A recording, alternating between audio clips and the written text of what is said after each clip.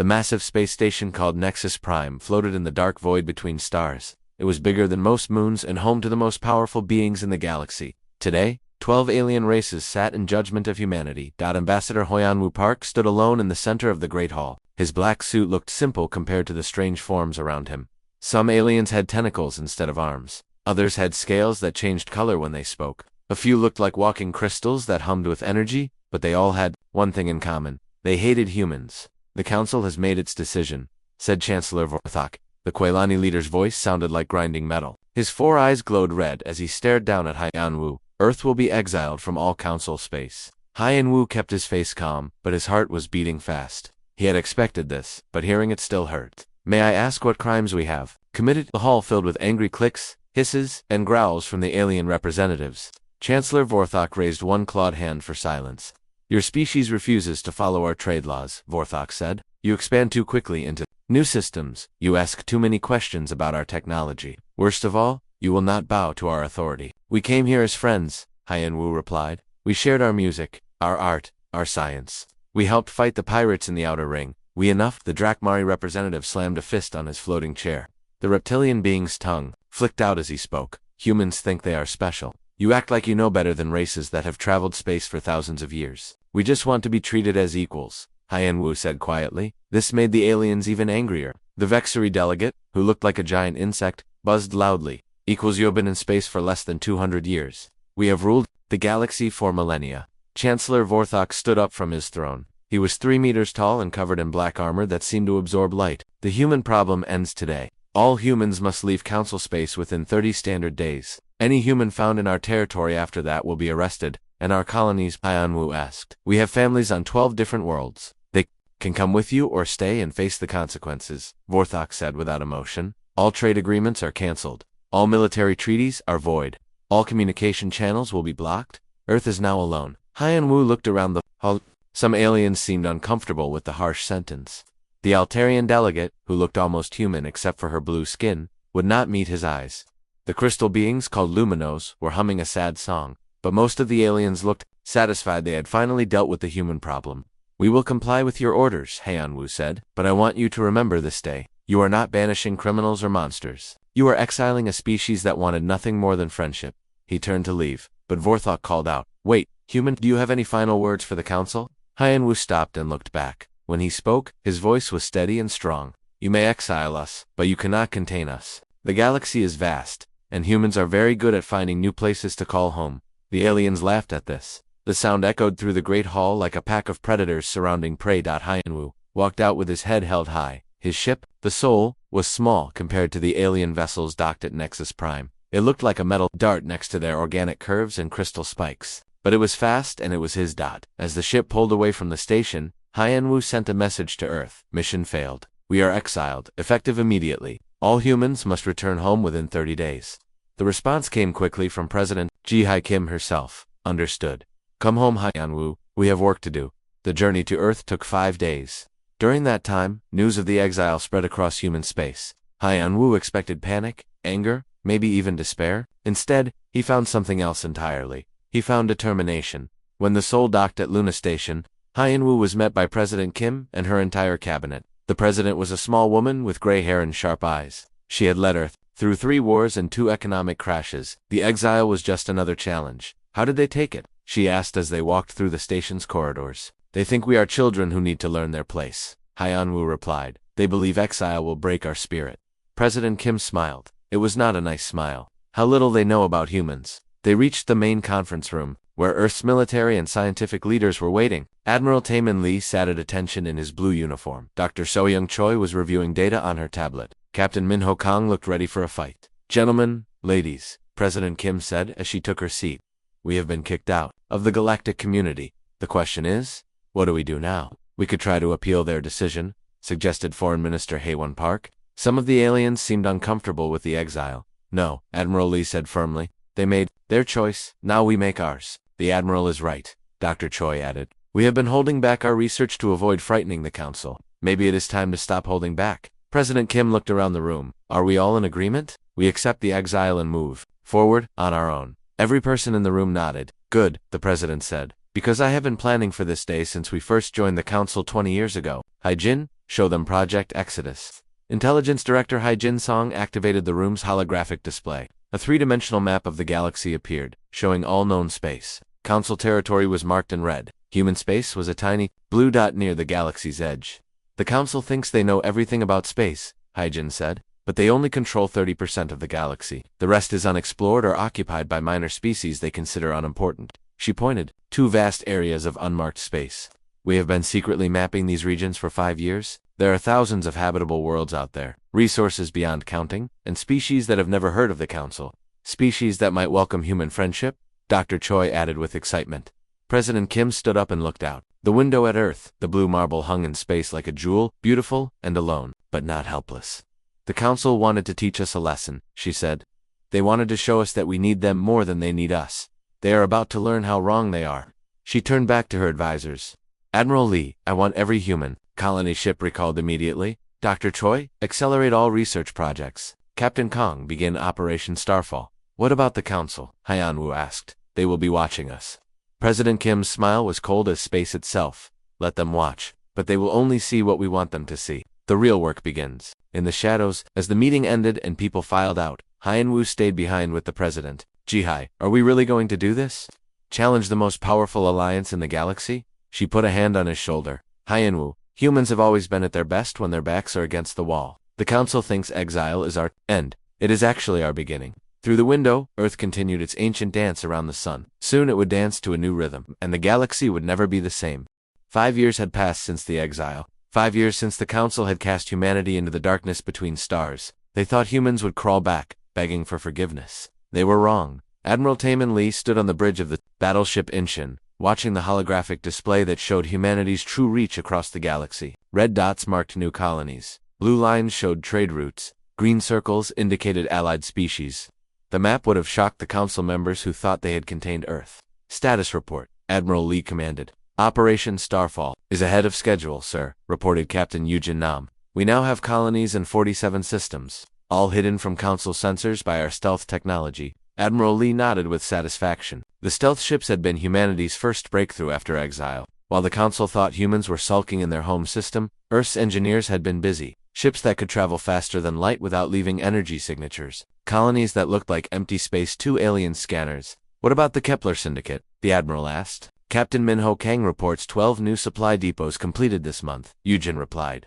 The asteroid belt in the Vega system is now our largest shipyard. We can build 100 ships there without anyone knowing. The Admiral smiled. Minho had always been clever. While other captains wanted glory in battle, Minho understood that wars were won with supplies and secret bases. His hidden fleet was growing stronger every day. A new voice came over the communication system. Admiral, this is Dr. Soyoung Choi, calling from the Centauri Research Station. Go ahead, Doctor, Admiral Lee said. I have good news from the First Contact Department. 3 more species have agreed to join our alliance. The Zephyrians were being taxed to death by Council trade rules. The Novari were treated like slaves. The Stellans were ignored completely. Dr. Choi's work had been amazing. While the Council ruled through fear and force, humans offered something different. Friendship, fair trade, respect for smaller species. Dozens of alien races were now secretly working with Earth. How many allies do we have now? The Admiral asked. 41 species have signed friendship treaties with us, Dr. Choi replied. Most of them have technology or resources the Council wants, but could never get through force. Now they trade freely with humanity instead. Admiral Lee walked to the window and looked out at the stars. Somewhere out there, Council ships were patrolling their borders, thinking they were safe. They had no idea that humanity was all around them, growing stronger in the shadows. Sir, Captain Yujin said quietly, we have a coded message from Agent Hyjin Song in Council space. The Admiral's expression became serious. Hyjin was their best spy, operating deep in enemy territory. If she was breaking radio silence, it meant important news. Put her through on the secure channel, he ordered. The holographic display changed to show a woman with short black hair and tired eyes. Hyjin had been pretending to be a traitor for 3 years, moving through Council space and gathering intelligence. Admiral, she said, I have news from the Council capital. They are having serious problems. What kind of problems? Admiral Lee asked. Political problems. The 12 species are fighting among themselves. The Quailani want more military control. The Drakmari are angry about trade disputes. The Vexari think they deserve a bigger share of conquered worlds. This was interesting news. The Council had always presented a united front to the galaxy. If they were fighting internally, it could be very useful to humanity. There is more, Hyjin continued. I have been talking to some of the younger aliens. Many of them think the exile was wrong. They remember when humans first joined the galaxy. They remember our art, our music, our willingness to help others. Can we use these sympathizers? The Admiral asked. Maybe, but there is something else. You need to know. The Council is planning something big. They are building a new type of weapon, something they call a planet killer. I think they are planning to attack Earth. Admiral Lee's blood went cold. A planet killer weapon aimed at humanity's homeworld. This changed everything. Get back to safety, Hai-Jin, he ordered. We need you alive more than we need more intelligence. I will try, sir, but first I want to learn more about this weapon. If they attack Earth, we need to be ready. The transmission ended, leaving the bridge in silence. Captain Yujin was the first to speak. Should we warn Earth, she asked. Not yet, Admiral Lee replied. First we need to be ready to fight back. How long until our new fleet is complete? Yujin checked her datapad. The shipyards report another 6 months for the first battle group. 18 months for the full fleet. Too long, the Admiral said. Send orders to all construction sites. I want production doubled. Use the new factories on Kepler 4 for 2B. Strip resources from the mining colonies, if necessary. As orders went out, across the hidden human empire, Admiral Lee thought about President Ji-Hai Kim's words from 5 years ago. She had said exile would be humanity's beginning, not their end. She had been right. In the Vega system, Captain Minho Kong received the Admiral's orders aboard his command ship, the Busan. Around him, asteroid mines worked day and night, carving raw materials from space rocks. Hidden shipyards built warships in the shadows of dead moons. Double production, his first officer asked. Sir, we are already working at maximum capacity. Then we work beyond maximum, Minho replied. Set up 3 new shipyards in the outer belt.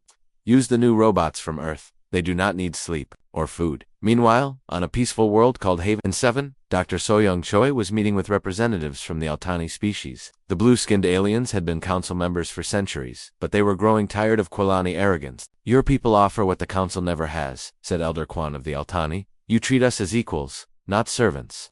Because you are equals, Dr. Choi replied simply. The galaxy is big enough for all of us to prosper. Elder Quan's large eyes showed surprise. After 500 years of council rule, the concept of equality was almost foreign to him. If war comes between humans and the council, he asked, what will happen to species like mine? Dr. Choi looked out at the sunset, painting the alien sky in purple and gold. That depends on what you choose, Elder Quan. But I promise you this. Humanity will never force anyone to be our ally.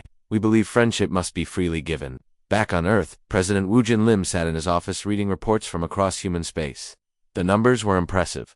47 colonies, 41 allied species, industrial capacity that now exceeded what humanity had possessed before the exile, but he knew it might not be enough.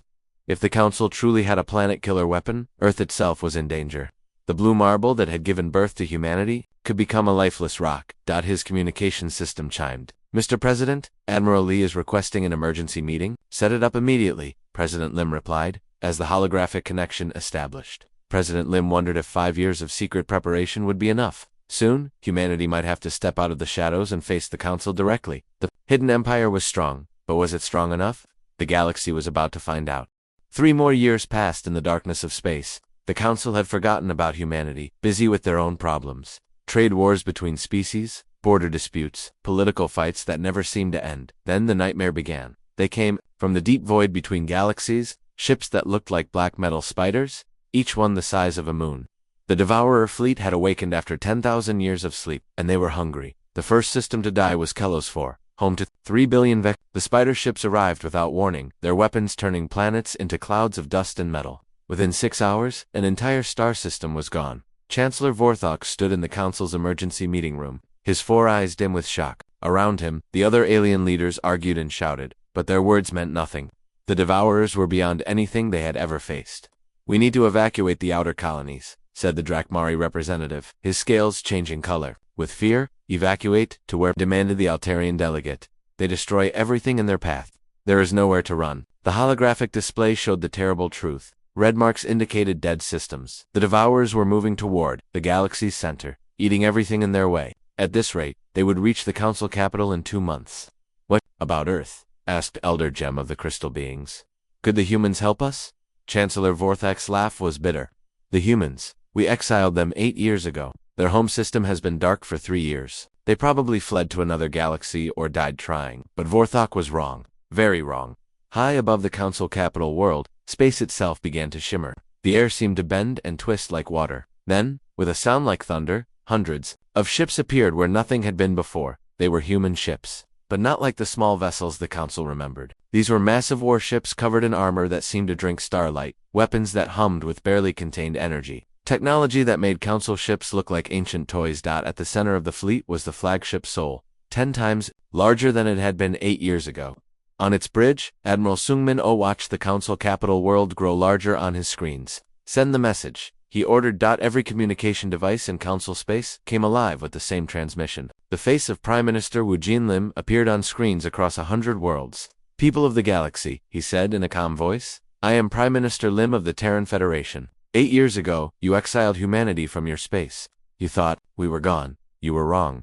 Chancellor Vorthok stared at his screen in disbelief. The human looked older but stronger. Behind him stood military officers wearing uniforms that sparkled with unknown technology. We did not flee, Prime Minister Lim continued. We did not hide. We built something new among the stars, something better than what came before. Now, as the Devourer fleet threatens all life in this galaxy, we offer our help. The transmission ended, leaving the Council in stunned silence. Impossible, Vorthok whispered. We would have detected their expansion. Our scouts patrol everything. Apparently not everything, said Elder Gem. The crystal being's voice carried a note of something that might have been respect. Within an hour, Admiral Sungmin-Oh was standing before the very council that had cast humanity into exile. But this time, the positions were reversed. The aliens looked up at him with fear and desperate hope. You want our help? Admiral O asked. Then let us be clear about the terms. This will not be the old council giving orders to lesser species. We are equals, or we are enemies. Choose now. Chancellor Vorthok's pride warred with his desperation. Around him, other council members were already nodding agreement. The Devourers would reach their worlds in weeks. They had no choice. Except Vorthok said through gritted teeth. Admiral O smiled. Good, then let us save your galaxy. The war against the Devourers began immediately. General Jae-Sung-an took command of the combined human council forces, and everything changed. For 1,000 years, council military doctrine had been simple. Line up your biggest ships and blast the enemy until they surrendered. It worked against rebels and pirates, but the Devourers were different. Their black ships moved like living things, adapting to every attack. Your tactics are too predictable, General Un told the assembled council admirals. The enemy computers, calculate your moves before you make them. We need chaos. The Quilani Admiral Drex clicked his claws angrily. Chaos is not strategy, human. Order wins battles. Not against these enemies, replied Captain Yujin Num. Her ship, the Guangzhou, had fought 3 battles against the Devourers and won them all. Watch and learn. The next battle took place near the Altarian homeworld. The Devourer fleet arrived, with 50 spider ships, each one bristling with weapons that could crack planets. The council ships moved into their traditional formation, preparing for a straight fight. Then the human ships did something impossible. They scattered in every direction like leaves in the wind. Some attacked from above, others from below. A few ships even flew backward while shooting forward. It looked like complete madness, but it worked. The Devourer computers could not predict random human movements. Their perfectly calculated attacks hit empty space, while human weapons found their targets with deadly precision. How do they coordinate without formation? Admiral Drex asked in amazement. Captain Eugen smiled. We talk to each other. Novel concept, right? While battles raged across the galaxy, other humans worked to understand their enemy. Dr. Choi led a team of scientists studying captured Devourer technology. They are not alive, she reported to General An, but they are not simple machines either. They learn from every battle, sharing knowledge across their fleet, so they get smarter each time we fight them. The general asked. Yes, but that gives us an advantage if we can confuse their learning process, make them draw wrong conclusions, we can trap them. This led to humanity's greatest victory. Commander Sio Chincho led a daring mission to the Devourer command node, a massive ship, hidden in a nebula, but instead of attacking directly, he fed false information into their network. The Devourers learned that human ships always retreated when outnumbered 3-1. They learned that human weapons overheated after 10 minutes of continuous fire. They learned that human shields failed when hit by specific frequencies. None of it was true. When the main Devourer fleet attacked Earth's hidden base at Wolf 359, they found themselves facing enemies who did not follow the rules they had learned. Human ships fought when they should have run. Human weapons fired when they should have been overheated. Human shields held when they should have failed. The Devourer fleet, confused and unable to adapt fast enough, was destroyed in 6 hours. The command network is fragmenting, Dr. Choi reported as the last spider ship exploded. Without central coordination, the remaining Devourers are just dumb machines. General An nodded with satisfaction. Then we hunt them down one by one. Within 3 months, the Devourer threat was ended, but the galaxy had learned something important. Humanity was not just another species to be catalogued and controlled. They were something new. President Insu Chen stood before the rebuilt council chamber on Nexus Prime, but the old council was gone. replaced by representatives from over 60 species. Many were races that had been ignored or oppressed by the previous government. The Terran Federation extends an invitation to all free peoples of the galaxy, President Chen announced. Join us as equals. Share in the benefits of cooperation. Help us build something better than what came before. Chancellor Vorthok, now old and broken, made one last attempt to maintain Quailani power. The humans saved us, yes, but they are still young, still inexperienced. The galaxy needs steady leadership. Elder Gem of the Crystal Beings responded with a sound like wind chimes. Steady leadership. Is that what you call 8 years of civil wars and trade disputes? One by one, the old council species joined the Federation. Some came eagerly, tired of Quailani dominance. Others came reluctantly, knowing they had no choice. The balance of power had shifted completely. Director Myung-bae oversaw the integration of technologies from dozens of species. Human innovation combined with alien knowledge created wonders that amazed everyone. Faster-than-light communication that worked across the galaxy. Matter compilers that could build anything from basic elements. Medical technology that could cure diseases thought incurable. This is what cooperation looks like, Dr. Bae explained to a group of young alien scientists. Not one species ruling over others, but all species working together. The Zephyrians brought their mastery of energy manipulation. The Novari shared their expertise in biological engineering. The Stellans offered their understanding of quantum mechanics. Together, they achieved things none could have done alone. But the greatest change was not in technology, it was in attitude. Ambassador Hyanwu Park, now an elder statesman, walked through the gardens of New Geneva, the Federation's capital city built in Earth's orbit. Around him, beings from 100 different worlds lived and worked together. A young Quailani approached him nervously. It was Vorthek's son, who had been raised to hate humans, but now worked as a Federation diplomat. Ambassador Park, the young alien said, I wanted to apologize for my father's actions. The exile was wrong, Hyanwu smiled gently. Your father was not evil, just afraid. Fear makes people do terrible things, but fear can be overcome with understanding. How can you forgive so easily? The young Quailani asked. Because holding anger is like carrying poison, Hyanwu replied. It hurts the one who carries it more than anyone else. We chose to build something better instead. 5 years later, the first Galactic Assembly convened in orbit around Earth. The blue marble that had once been exiled now served as the heart of a federation spanning thousands of worlds. Secretary General Kyunko Seo looked out at the assembled delegates. Humans sat next to Quailani. Drakmari worked with Vexari species that had been enemies for millennia, now called each other friends. 10 years ago, humanity was cast out of the galaxy. He began his speech. Today, we welcome the galaxy into our family, not as subjects or servants, but as partners in building a better future. The applause came from 100 different types of hands, claws, and tentacles. But the sound was the same: approval, hope, and unity. Admiral Sun Mi-han reported on the Federation's expansion into the galactic core, where ancient mysteries and new civilizations awaited discovery. We have made contact with 17 new species this year alone, she announced. Have been welcomed as friends. The old ways of conquest and domination were ending. In their place came something the galaxy had never known: true peace built on mutual respect. Young Vorthok approached Ambassador Park after the ceremony. My father died last month, he said quietly. I am sorry for your loss, Hyanwu replied. His last words were about you, the young alien continued. He said ... He said he was wrong about humans. He wished he could have seen what you would build instead of fearing what you might destroy. Hyanwu placed a gentle hand on the young Quailani's shoulder. Your father was a product of his time, but you are a child of a new age. Help us make sure the mistakes of the past are never repeated.